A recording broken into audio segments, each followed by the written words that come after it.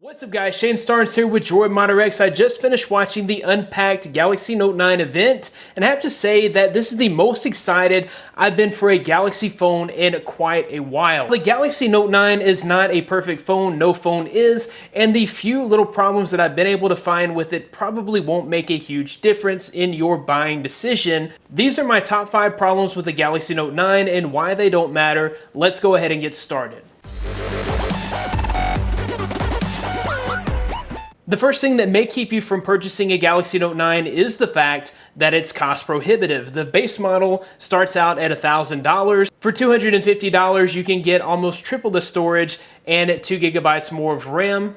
I personally don't have a problem with the price point on this phone. You're getting top of the line specs and then some when it comes to the Galaxy Note 9. You're getting the latest Snapdragon 845 processor. You're getting an excellent best-in-class camera. You're getting a beautiful display. You're also getting 6 gigabytes of RAM and 128 gigabytes of storage in the base model, and you can even expand that storage another 512 gigabytes with a micro SD card slot.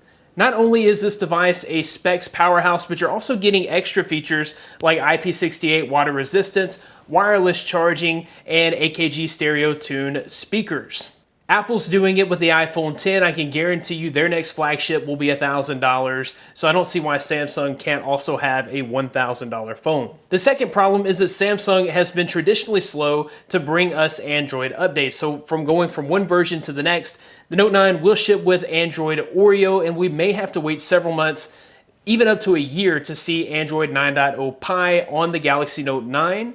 Android Pie was released earlier this week, and it's not going to be on the Note 9, and for some of you that is an issue. However, if you really look into Android Pie and the features that it brings, Samsung already has most of those features in their version of Oreo, so you're really not getting a whole lot of extra features in Android Pie anyhow. When going into a Samsung purchase, you should buy the phone for what it offers today and just don't really expect updates in the future. Purchase the phone with the software and know that you're going to be happy with that software. The third problem with the Galaxy Note 9 is the fact that it still has really ancient charging technology. So it has fast adaptive charging, which we've seen since like the Galaxy S6. So 3 or 4 years worth of phones, we've had the same charging technology. It's equivalent to Quick Charge 2.0.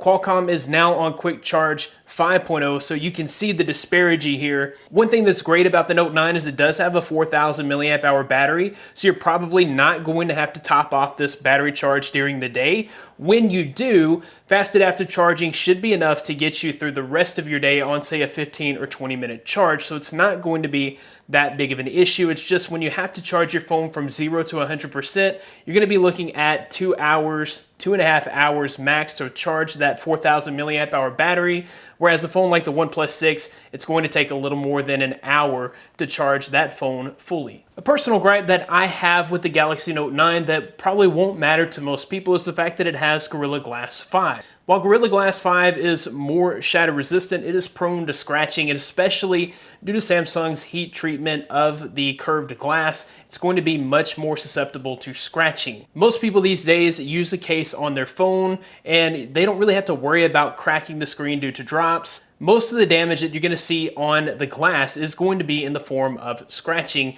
That's why I wish that Samsung would go with a more scratch-resistant glass. It's probably going to get worse before it gets better. The next version of Gorilla Glass will be Gorilla Glass 6, which appears to be the glass that will be on the next iPhone. Samsung will likely adopt Gorilla Glass 6, and it focuses even more on shatter resistance and even less on scratch resistance. My final complaint has to do with the dual curved edges. In the past, I've not had an issue with dual curved edges on Galaxy devices. In fact, it's one of the features that really drove me to the Galaxy lineup of devices. But that being said, I've recently found out that the curves in the glass make your phone much more susceptible to cracks and shattering.